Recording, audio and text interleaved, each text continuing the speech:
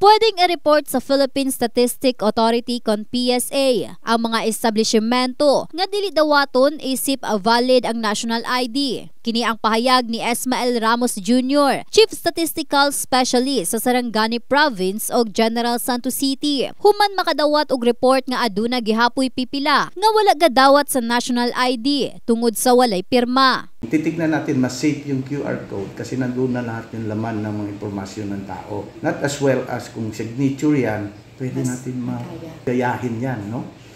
Yun mga ating mga establishments na hindi nila ino-honor yung mga national ID, actually i-report lang po natin. Kasi patuloy po yung mga impormasyon natin kung ano yung gamit ng national ID nationwide base sa Republic Act 11055. May mga sanctions din tayo na ginagawad doon sa mga establishmento. Sa nakasinati nga wala gi-honor ang iyang PhilID kay si Ev May Marqueda. Oo, nanakoy national ID. Kaso base sa akong experience, katong akong national ID, wala pa siya naka-plastic, naka-papel pa lang siya. So mao to giingnan ko nilag na pa ba koy other nga valid ID. Tas ato nakadala man ko og student ID mo to ang ako ang gi-present sa ilaha. Kay na-confuse po ko kay nganong wala nila gidawat ang ako ang papel na na national ID. Nabi na ko valid na siya sa tanan. Kahibaluan gimugna ang national ID aron maoy gamiton sa nagkadayang transaksyon sa gobyerno. Magamit usab kini sa pag-avail sa mga serbisyo sa gobyerno ug sa mga pribadong institusyon o establishmento. Si Manny Lu Aspera, branch service officer sa usa ka bangko sa Gensan, kaniadto wala nila gina-honor ang PhilID isip a valid ID. Karon ginadawat na nila apan gikinahanglan gihapon og usa pa ka balidong ID isip pang kumpirmasyon sa identity sa usa ka individual. Actually, manggod na mag-issue sa regarding sa PhilSys ID, especially PIN card, kaya wala manggod siya signature. Actually, nasa QR code at the back if you notice, so wala lang kung sample diri.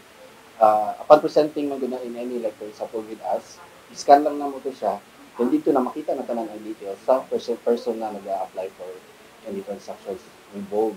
Before, murag doubtful ang mga establishments to accept kasi wala nga siyang signature, pero as per the memorandum na dawaton din siya.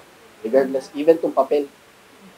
Samtang, gipaniguro usab sa PSA ngadto sa publiko nga maampingan ang mga impormasyon nga nalakip sa national ID. Kini human nga dunay migawas nga issue kalabot sa pagkahak sa pipila ka website sa government agencies milabay nga mga bulan. Taho ni Ramos, kapartner sumala nila ang Department of Information and Communication Technology sa pagprotekta sa mga impormasyon sa publiko. Suportado kasi ng mga iba't ibang ahensya ito, no? Ng pamahalaan yung paggamit ng at pagtagat ng Philippine ID.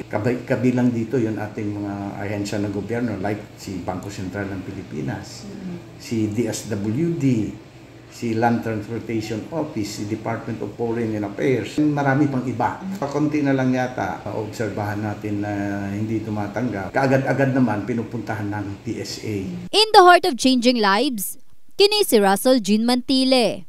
Sa Brigada News Gensan, Brigada News.